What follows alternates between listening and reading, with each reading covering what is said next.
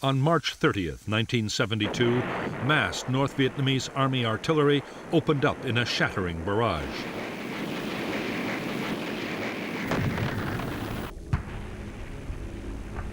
The targets for the guns and rockets were South Vietnamese positions across the demilitarized zone, separating north and south.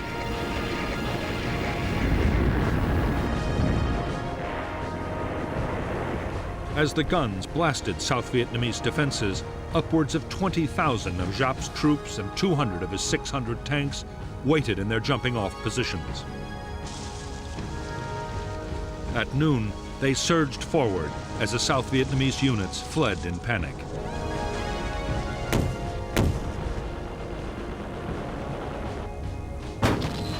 Facing the northern onslaught was a weak South Vietnamese infantry division and a Marine brigade. Their 12,000 troops were scattered across 13 combat bases and outposts.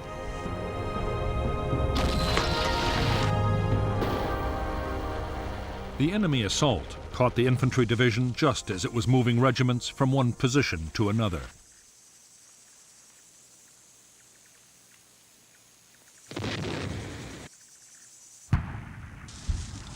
The southern defense was thrown into complete chaos. Intelligence reports had predicted a northern attack, but no one had expected it to come on the demilitarized zone. After 2 days of confused fighting, on April 2nd, the South Vietnamese began to retreat to a new defensive line.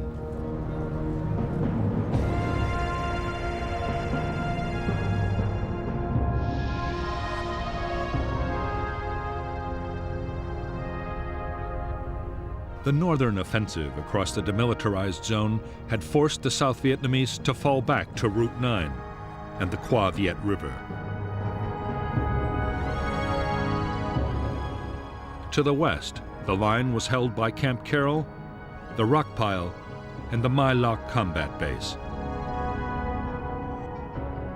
In 2 days, these bases fell and the NVA pushed to within 10 miles of Quang Tri City.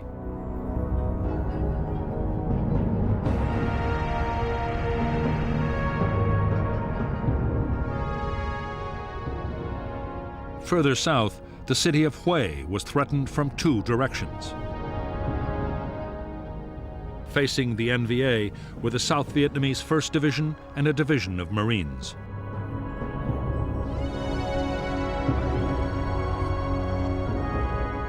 The attack opened on April 1st, 1972. To the west, the 324B Division pushed Southern forces back in heavy fighting.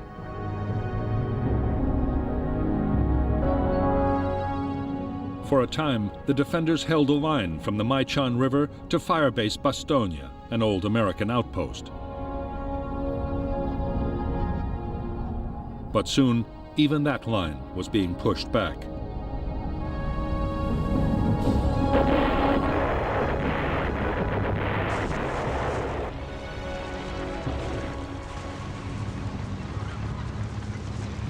The North Vietnamese attack on Quang Tri City and the push towards Hue were furious assaults. But on April 9th, after a few days of fighting, the NVA were forced to halt their attacks and resupply.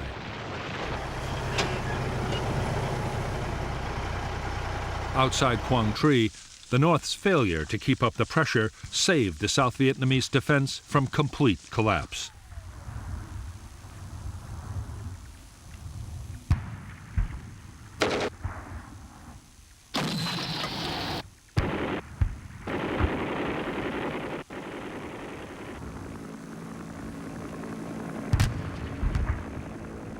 For the first few days of the northern offensive, poor weather had prevented full-scale intervention by American aircraft. However, as the skies cleared, U.S. fighter bombers and helicopter gunships began pounding NVA positions.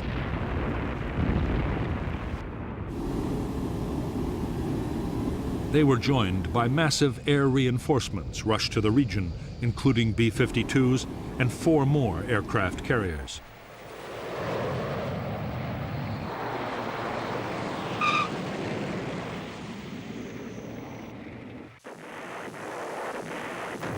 3 days after the first North Vietnamese attack, in the far south of Vietnam, there was another major thrust. This time, the assault was barely 50 miles from the southern capital, Saigon.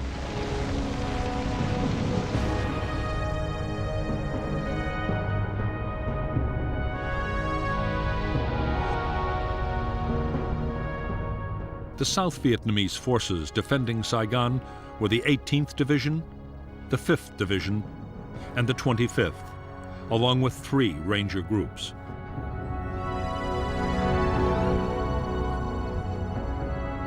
On the North Vietnamese side, 3 divisions, at one time Southern Viet Cong, but now almost completely northern, were backed by tanks and 2 independent infantry regiments.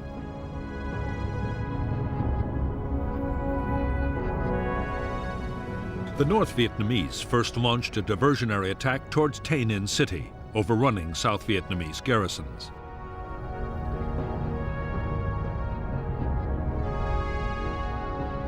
In the main blow, the 5th Division assaulted Loc Ninh.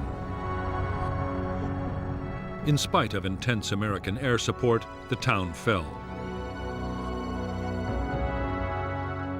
Meanwhile, the 7th cut Route 13 and the 9th prepared to attack An Lac.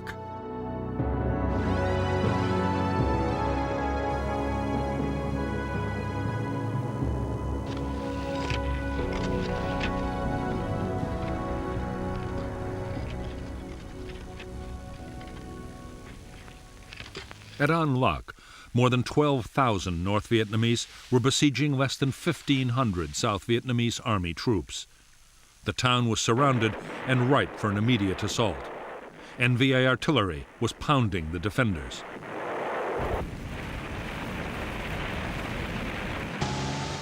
The assault at An Lac had been entrusted to the 9th Division, but almost a week passed and the division still hadn't launched its attack.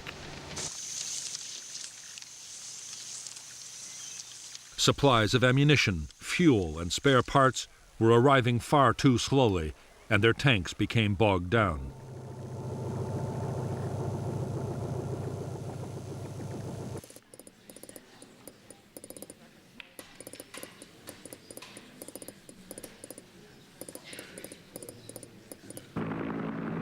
During the holdup, American helicopters were ferrying men and supplies into the threatened city. B-52 strikes hit the NVA assembly areas with devastating effect.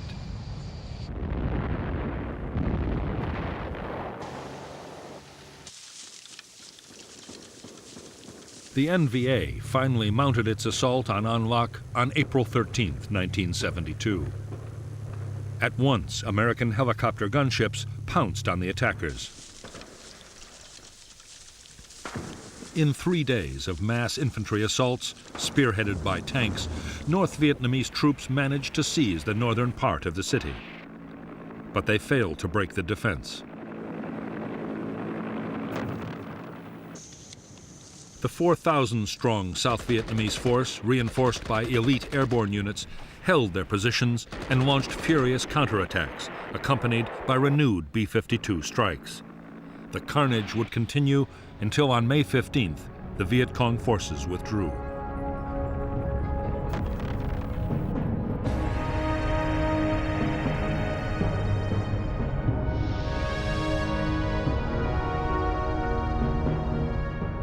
In the central highlands, the targets for 2 NVA divisions were the provincial capitals of Kon Tum and Pleiku. The defenders, the South Vietnamese 22nd Division, fell back in disarray, but were instantly reinforced, and they succeeded in holding the town. Meanwhile, the NVA seized control of most of Binh Dinh province, threatening to cut the country in 2.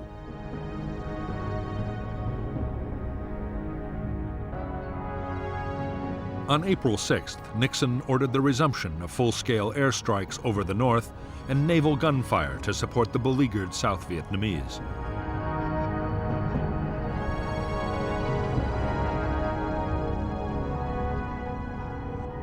On April 27th, 2 weeks after the first North Vietnamese attack on Quang Tri City, the NVA renewed their assault.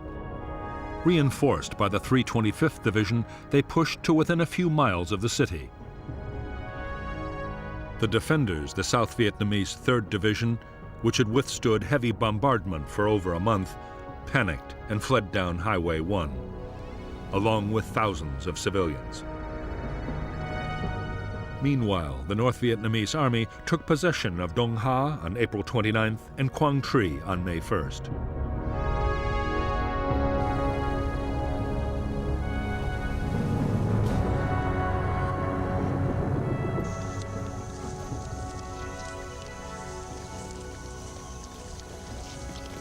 Abandoned by their officers, the flight of the South Vietnamese Army's 3rd Division, along with the soldiers' families and the inhabitants of Quang Tri, was a rout. In the confusion, bridges were blown too soon, stranding men and equipment. The road had been mined, and the North Vietnamese added to the chaos by shelling the retreating columns with tank and artillery fire. As many as 20,000 may have been killed or wounded, many of them civilian refugees. The fear now was that the NVA would follow up their victory by storming down Route 1 to the city of Hue. There, the South Vietnamese Army's 1st Infantry Division and 2 brigades of Marines were dug in round the city. In fact, massive American firepower, including the heavy guns of warships offshore, made certain the northern divisions could advance no further.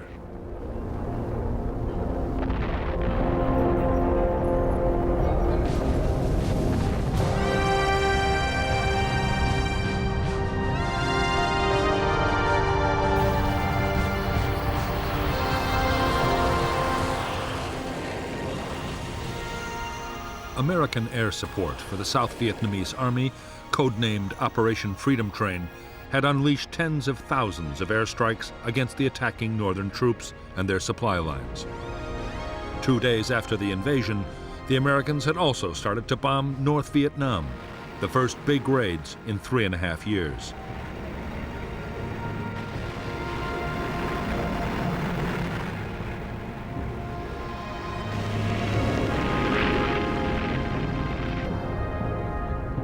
American bombers, including B-52s, were attacking military facilities, supply depots, rail yards, and fuel storage.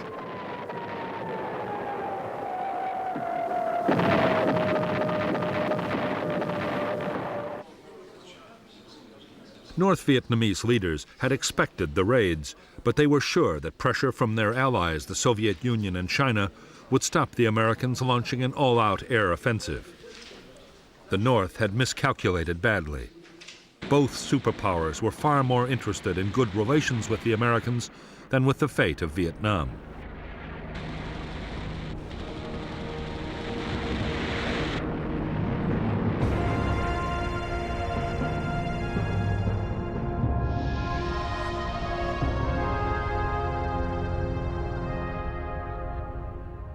The American airstrikes on both South and North Vietnam were launched by Air Force planes from Thailand, Navy aircraft from carriers in the Gulf of Tonkin, and B-52s from Thailand and the Pacific. By June, 77 aircraft were brought down by NVA gunfire. The attacks swept northward and within 2 weeks were hitting targets around Hanoi and Haiphong. In a second phase, codenamed Operation Linebacker, power stations and airfields were hit. The strategic port of Haiphong and 6 other harbors were mined and closed to all sea traffic. Soon after, the rail and road transport links to China were the targets for heavy raids.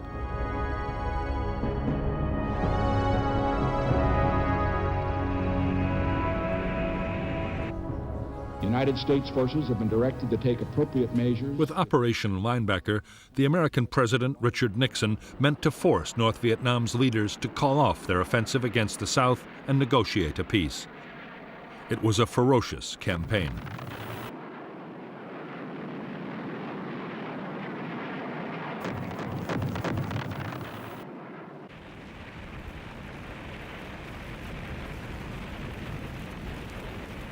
The intensity of the bombing shocked North Vietnamese leaders. Worst of all, their allies did no more than protest. Even when Soviet ships in Haiphong were damaged, there was no dramatic reaction from the Russians. On May 20th, 1972, to the dismay of the North Vietnamese, Nixon's planned visit to the Soviet Union went ahead as scheduled.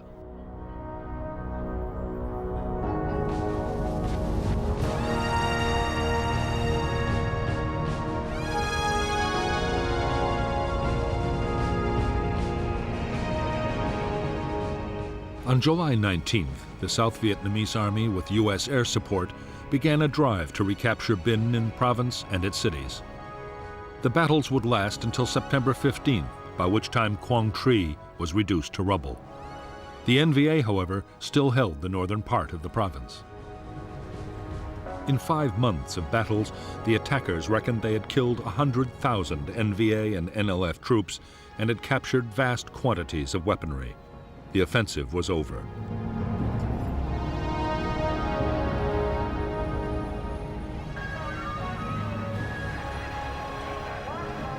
In the United States, the renewed American bombing of North Vietnam had triggered widespread anti-war protests. Yet for President Nixon, the gamble had been a huge success. A presidential election was around the corner, and his popularity had risen sharply. Now, Nixon wanted an agreement with North Vietnam that would free American prisoners of war and allow the remaining 32,000 U.S. troops in the South to leave.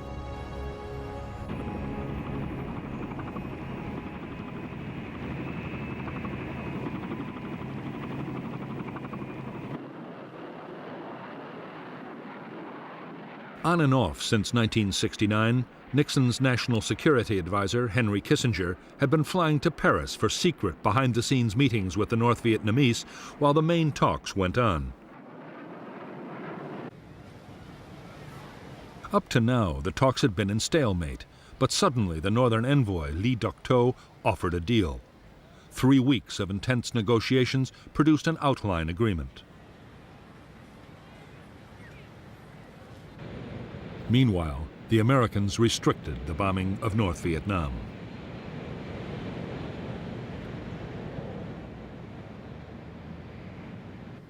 The negotiations in Paris had been carried on without consulting South Vietnamese President Nguyen Van Thieu. Thieu was outraged at the treaty's terms, especially an agreement that North Vietnamese forces in South Vietnam would be allowed to stay in position. Thieu demanded drastic changes, and soon the peace talks were again in deadlock.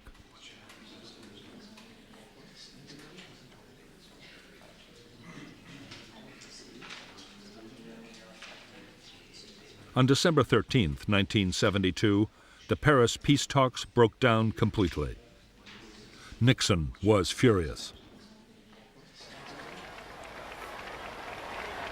He had won a landslide victory in the presidential elections, and with his popularity at its height, he was determined to force a solution. He ordered his military chiefs to prepare a massive bombing campaign against North Vietnam.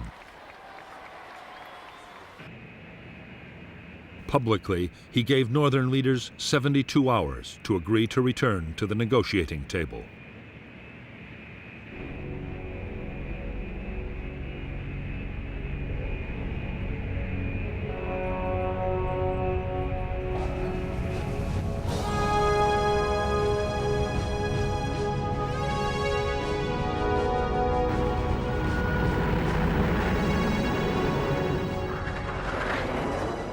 On December 18, 1972, President Nixon ordered the new bombing campaign to begin.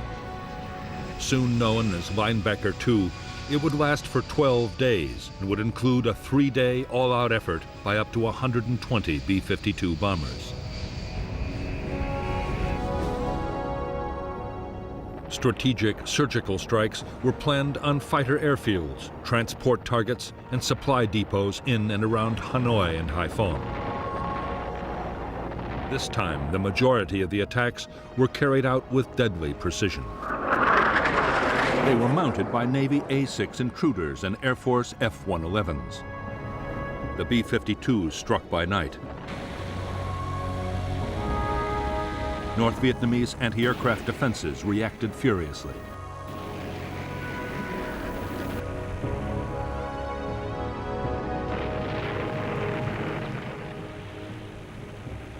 As the defenses learned the paths taken by the B-52s to and from their targets, SAM anti-aircraft missiles took a heavy toll. 15 B-52s were shot down.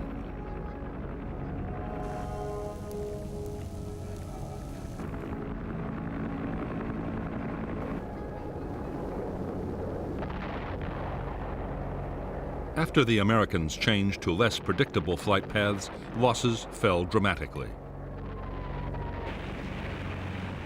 By the 11th day, when North Vietnam agreed to talk peace, its air defense system had been wrecked. The bombers had utterly destroyed the North's industries, power plants, and transport system, and mistakenly hit the city's Bach Mai hospital.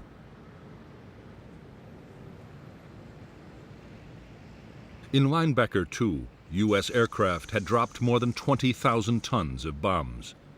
26 planes had been lost, and 93 airmen had been killed, captured, or were missing. Hanoi admitted to between 1,300 and 1,600 North Vietnamese dead.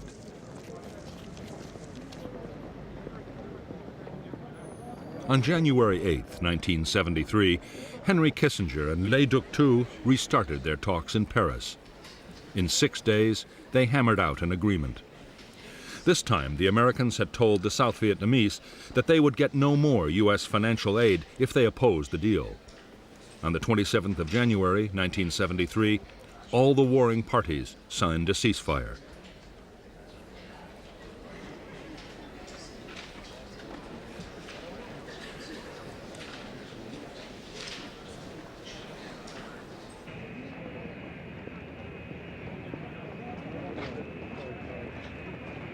Within a month of the peace treaty, the first of 600 American prisoners of war were released by North Vietnam. By March 1973, the last American combat soldiers had left the South, though military advisors and Marines protecting U.S. installations remained. For the United States, officially, the war was over. The war in Vietnam had been the longest conflict in American history, costing more than $150 billion. The U.S. armed forces had been left exhausted, barely able to meet their commitments across the globe. Of the more than 3 million Americans who had served, almost 58,000 were dead and over 1,000 missing in action. For every soldier killed, 6 had been wounded, 150,000 seriously.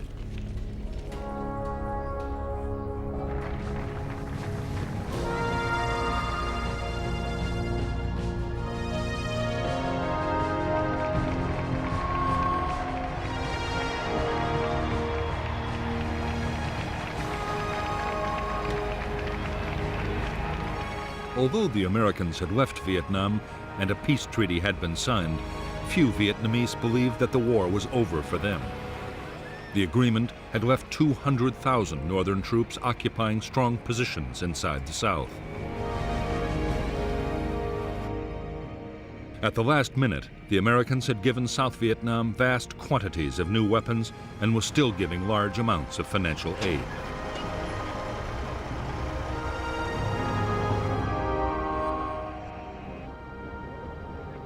In the wake of the peace agreement, South Vietnam's President Thieu had been given clear assurances by Nixon. If the North broke the treaty, the United States would retaliate with force. But by the summer of 1973, in the wake of the revelations about the secret bombing of Cambodia and other political considerations, Nixon no longer had the power to fulfill his promise. The U.S. Senate passed a bill banning combat operations over Vietnam, Laos, and Cambodia.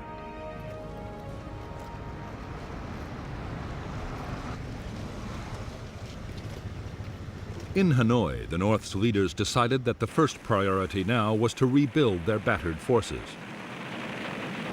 They would avoid big battles and instead try to regain important ground with small attacks in areas where the enemy was weakest.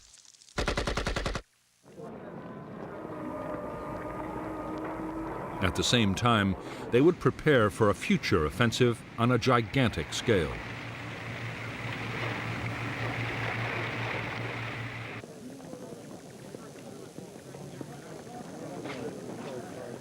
North Vietnamese commanders were determined that this campaign should not suffer the supply holdups that plagued the 1972 invasion. In Laos, the Ho Chi Minh Trail was modernized while engineers began building a proper two-lane road just inside South Vietnam. It would be able to take heavy trucks and tanks from the north to within 70 miles of Saigon. Engineers also began laying 3,000 miles of fuel pipeline planned to run from the demilitarized zone to the Mekong Delta.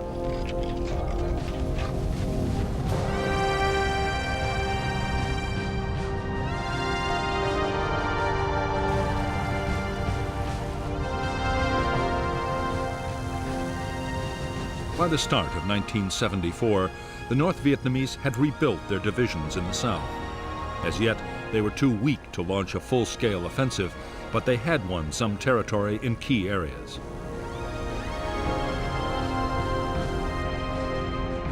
On the South Vietnamese side, government forces seemed to be holding up well, but in the country, a crisis was looming.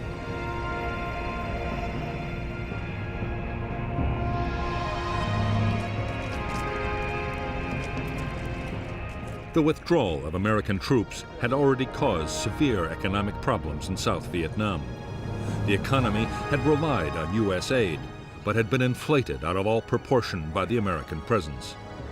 Millions were unemployed. Then came a world oil crisis that quadrupled the price of fuel. The cost of living soared, and political unrest shook southern cities.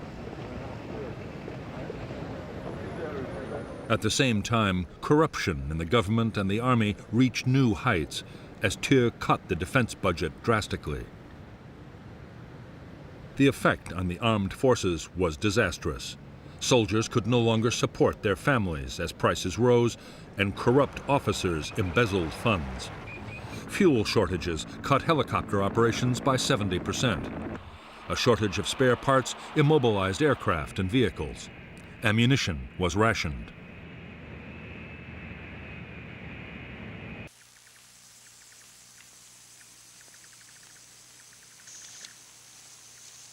Steady cuts in American financial aid would add to the overriding sense of decay. The American tap was being slowly turned off. At the same time as the Army's morale began to crumble, political support for President Thieu started to evaporate. Religious groups, ethnic minorities, the press, and even some senior military officers came out against him. Then, on August 9, 1974, Thieu also lost his most powerful backer. The Watergate scandal forced Richard Nixon to resign as President of the United States.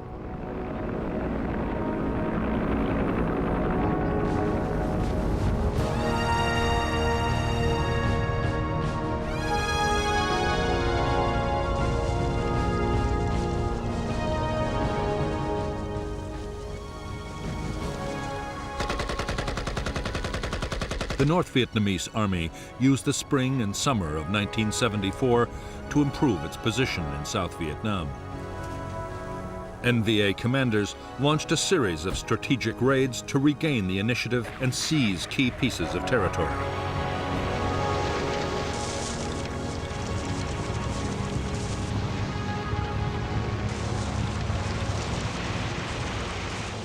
In 5 months of fighting, the North Vietnamese succeeded in gaining most of the ground they wanted. Their troops also gained valuable combat experience. Meanwhile, northern leaders argued about the timetable for the main offensive. At the 21st plenum held in Hanoi in October 1973, they decided to give priority to a military rather than a political offensive. While Giap remained chairman of the military committee, the day-to-day running of the army went to Van Tien Dung. It was Dung who would plan and lead the final assault. They hoped that this offensive would bring, after 10 years of struggle, the final victory.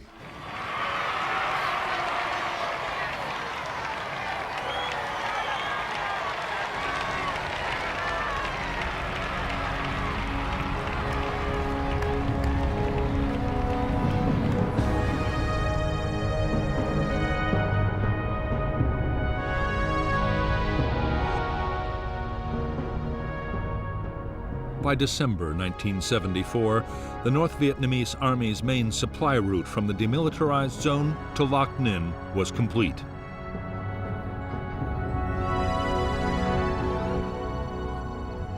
The strategic raids had pushed the South Vietnamese Army towards the coast.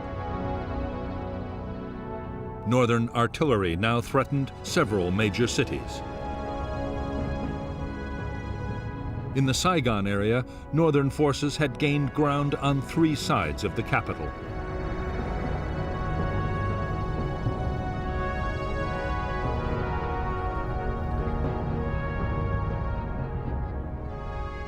The new North Vietnamese plan was to try and seize Dong Xoa, a vital road junction controlling access to Saigon from the east.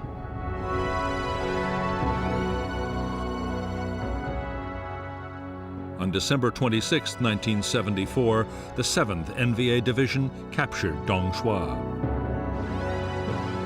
Next came diversionary attacks to pin down South Vietnamese forces.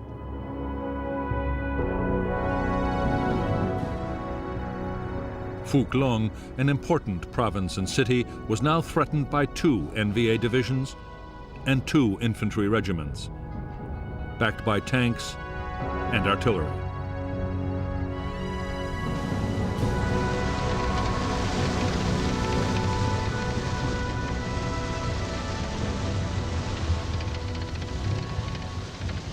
The North Vietnamese forces encircling Phuc Long City were more than 15,000 strong. Even after reinforcements had been flown into the city, the South Vietnamese defenders could muster only 5,500 men.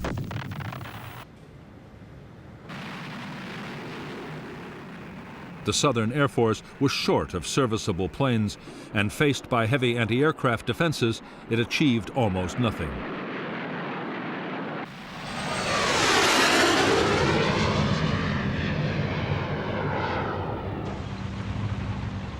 By January 6, 1975, the North Vietnamese had overrun Phuc Long City and the surrounding province.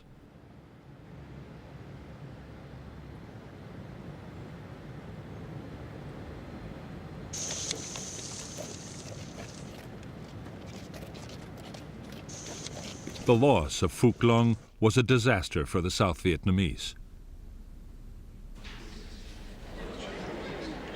Confidence in President Thieu fell to a new low. The skill and strength of the North Vietnamese divisions had been a shocking revelation. Worst of all, the most blatant breach of the Paris Treaty yet seen in Vietnam had produced no reaction from the United States.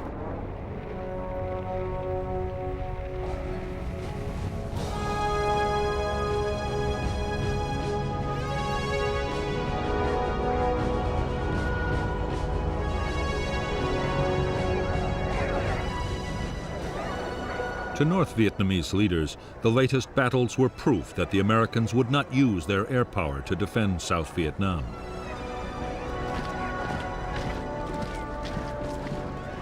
There was also good news from the Soviet Union, the promise of huge quantities of extra weapons and supplies. The Soviets were keen to increase their influence in the region and believed they were backing a winner.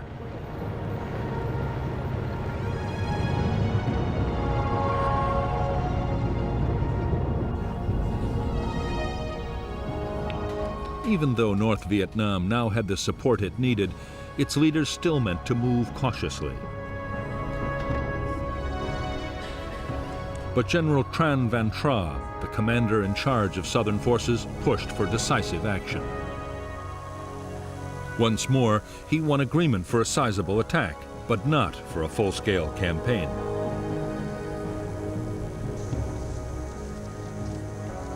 South Vietnamese generals had long ago been given clear orders about how they were to react to any northern offensive.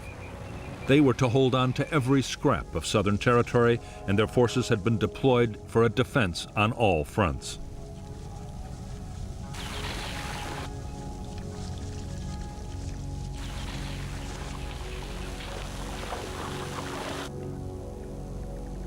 On March 1st, 1975, the attack planned by General Tran Van Tra was unleashed in the Central Highlands.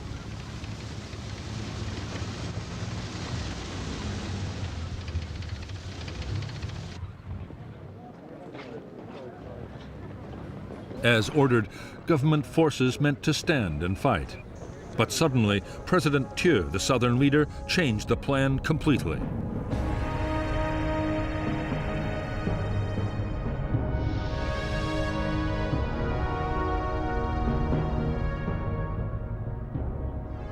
The new South Vietnamese strategy was to hold all of the country below the town of Thuy Ha. Areas previously held by the North Vietnamese would be retaken. Above Thuy Ha, a series of defense lines would be created north and west of Hue, Da Nang, Quang Ngai, and Quy Nhon. If need be, the lines could be abandoned one after the other in an orderly withdrawal until a solid defense could be mounted.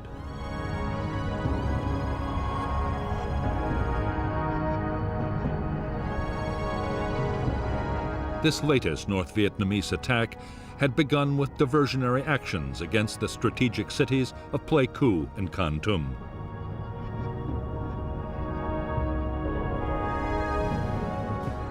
But the real target to capture was Ban Mi Thuet, and the attack began on March 10th.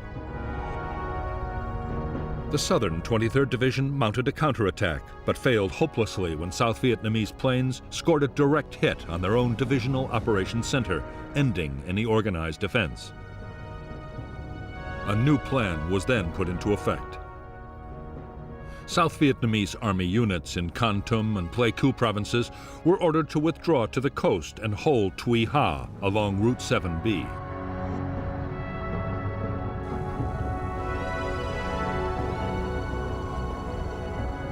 President Thieu's order to the South Vietnamese army to abandon the Central Highlands did not include the regional military forces and the militia. As news leaked out, they and the civilian population panicked. What was supposed to be an orderly withdrawal soon descended into complete chaos. Military units, their families, and 400,000 fleeing civilians jammed the primitive road.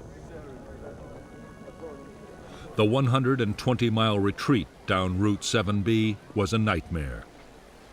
North Vietnamese artillery shelled the column, and NVA infantry blocked the road. Food and water ran out. A South Vietnamese Ranger battalion of 700 men successfully cleared the NVA roadblocks, but was itself eventually wiped out.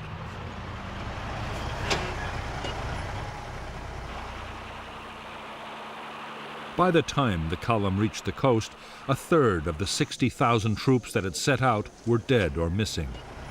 Of 400,000 civilians, a quarter had disappeared.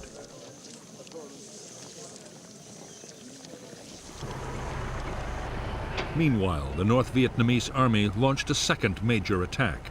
100,000 men converged on the major cities of Quang Tri, Hue, and Da Nang.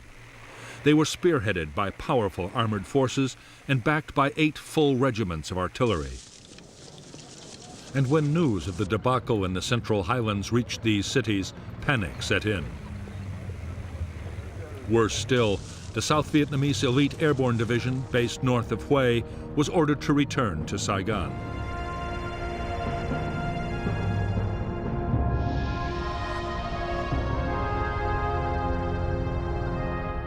The North Vietnamese plan was to attack from 3 directions. They meant to drive southern forces back to Da Nang. There, the enemy would be trapped and destroyed. Quang Tri province was quickly captured, followed by the town of Tam Kỳ to the south. Refugees surged along Route 1 towards Da Nang. At the same time, the NVA advance threatened to cut Route 1. South Vietnamese army units were now ordered to abandon Hue and Chu Lai and retreat to Da Nang.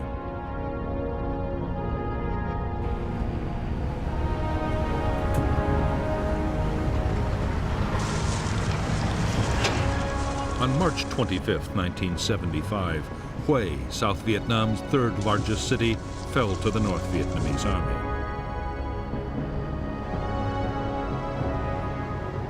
The mass of refugees were by now converging on Da Nang. Over 2 million were already crammed into the city, including tens of thousands of armed deserters.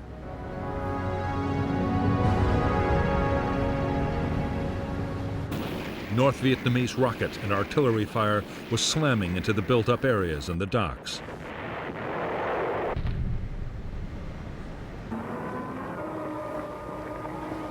Fleets of ships and small boats crammed the harbor, and there was a frantic scramble for places.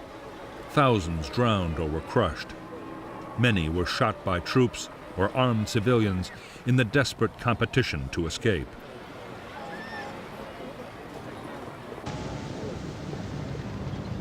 As 30,000 North Vietnamese troops advanced south to Da Nang, the South Vietnamese command ordered all its troops to be evacuated by sea.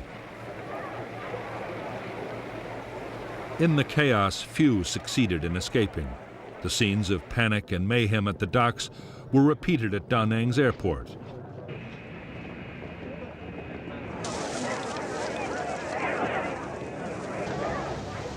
Over the next few days, the NVA just rolled into town after town without a fight, towns abandoned by the South Vietnamese forces.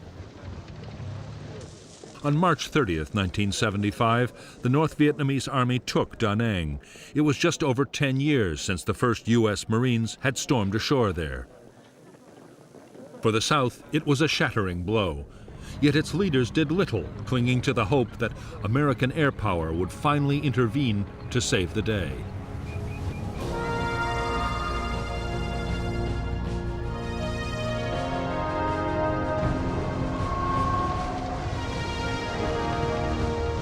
By early 1975, 5 weeks into its campaign, the North Vietnamese army had made stunning gains.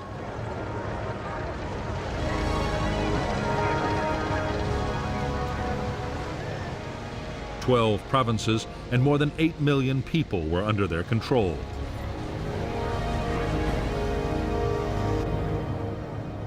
The South Vietnamese army had lost its best units, over a third of its men, and almost half its weapons.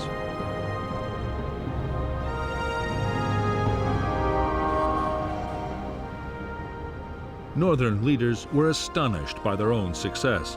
The question now was, could they press ahead and take the capital, Saigon, in a war-winning blow? Originally, they had not planned to get this far until 1976, but now it would have to be done within 3 weeks, before the rainy season disrupted operations.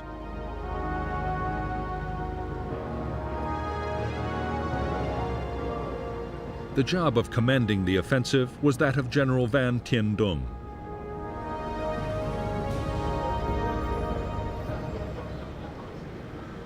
His deputy was General Tran Van Tra, the man whose aggressive strategy had opened the way to Saigon.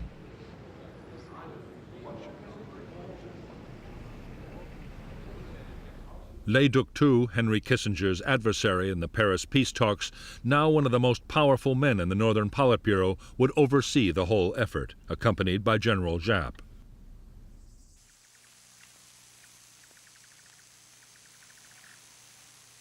The final offensive was named the Ho Chi Minh Campaign. For the assault, the NVA deployed 250,000 men and hundreds of tanks. The troops were superbly equipped and supported by massed artillery. and as they advanced south, they made use of hundreds of millions of dollars worth of equipment abandoned by the South Vietnamese. Behind them was a vast and sophisticated supply system.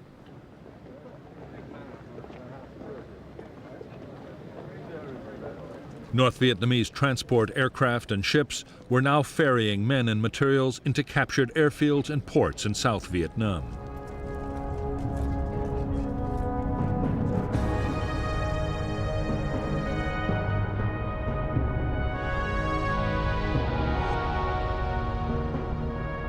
North Vietnamese forces around Saigon were organized into 4 army corps. Each was made up of 3 or 4 divisions and was given a line of approach to the city. Facing them were 4 South Vietnamese divisions, along with remnants of an airborne division, an armored brigade, and units of rangers.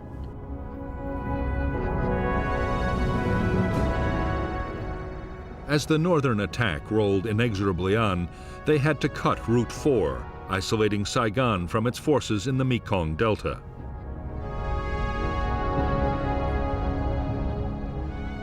Xuan Lac, a key road junction covering the air bases at Ben Hoa, and Tan Son Nhut would be seized, opening up a route to the capital from the east.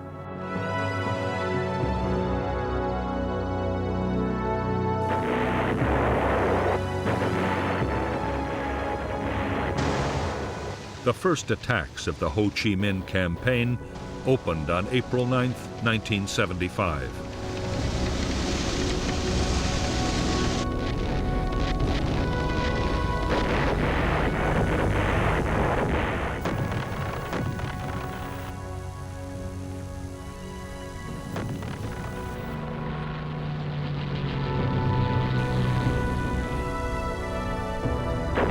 The only effective resistance to the advance took place at Xuan Lac, where for almost 2 weeks, Southern forces made a desperate and die-hard stand.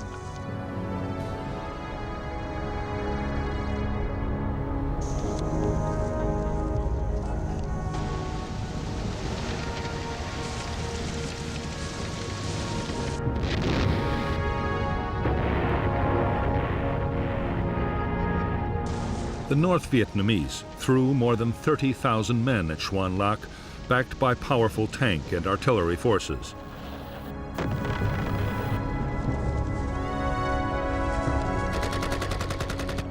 Against all the odds, the 6,000 men of the South Vietnamese 18th Division refused to crack.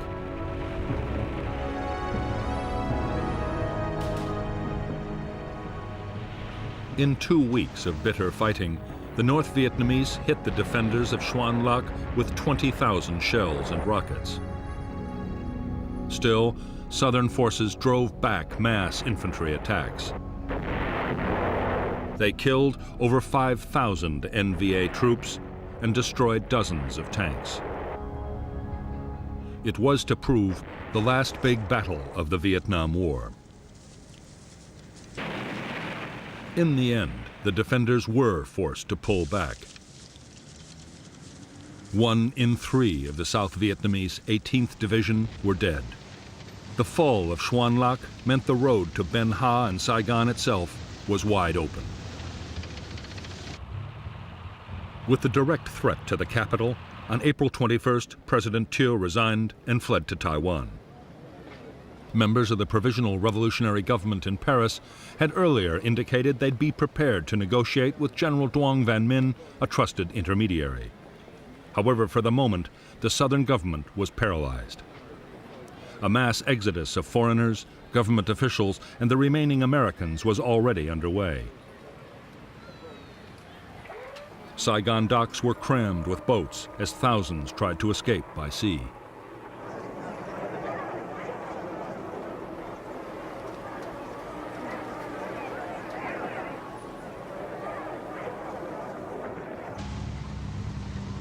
The northern plan was to encircle and destroy the remaining defenders outside the capital. That way, the NVA might avoid costly street fighting and the destruction of the city.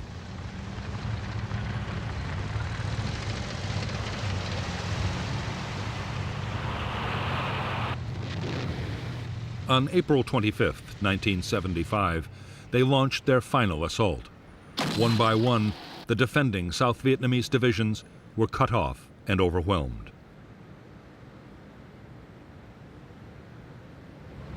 On April 28th, as NVA forces pressed in on the city, General Min was sworn in as president.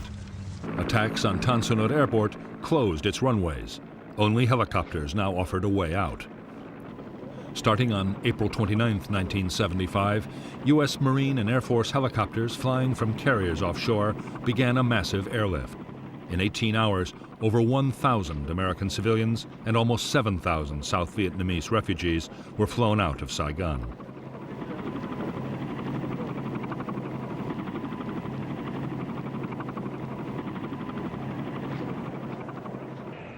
The helicopters were leaving from Tan Son Nhut Airport, now besieged by refugees desperate to escape.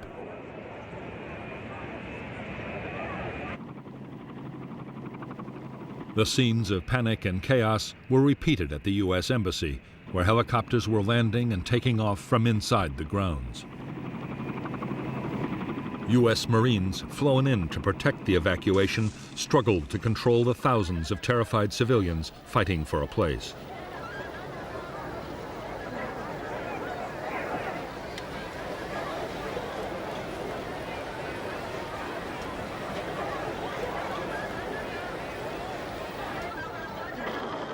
At 4:03 a.m. on April 30th, 2 U.S. Marines were caught in a Viet Cong rocket attack on the airport.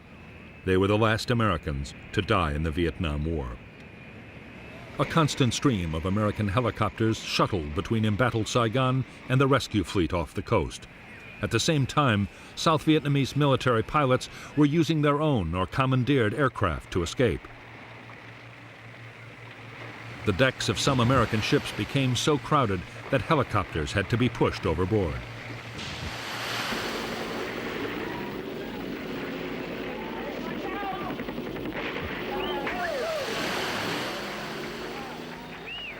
The last Marines of the U.S. force guarding the evacuation of the embassy left Saigon at dawn on April 30th, 1975.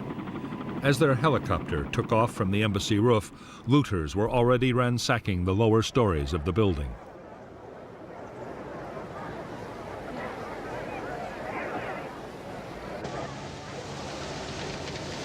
Five hours after the last Americans had gone, North Vietnamese tanks rolled through the streets of the South Vietnamese capital. The government had ordered the army to lay down its weapons, and there was almost no resistance.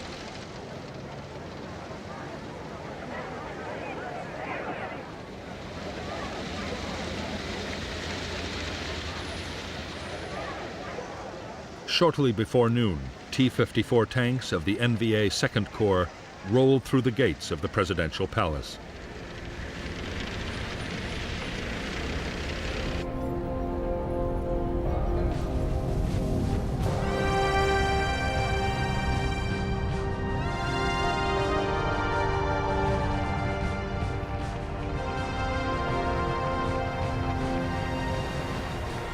The bitter war, which ended on April 30th, 1975, had claimed the lives of huge numbers of Vietnamese. In 15 years, nearly 1 million NVA and NLF troops and 250,000 South Vietnamese Army soldiers had died. Hundreds of thousands of civilians had been killed.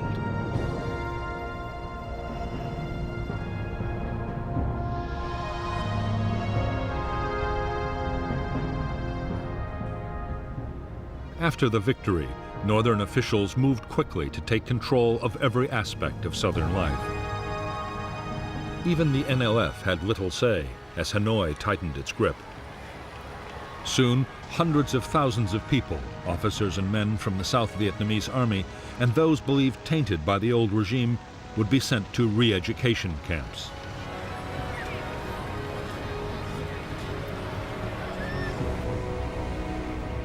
Some years later, starting in 1978, 500,000 more would risk death fleeing in small boats across the open sea.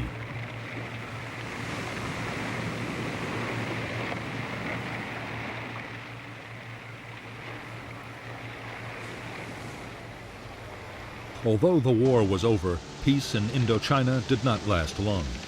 Within 5 days of the fall of Saigon, Khmer Rouge troops who had taken power in Cambodia carried out the first of many border attacks, killing more than 30,000 Vietnamese. On December 25, 1978, Vietnam invaded Cambodia to liberate the population from the genocidal rule of Pol Pot. China, Pol Pot's ally, retaliated by attacking Vietnam. This conflict would cost another 100,000 lives.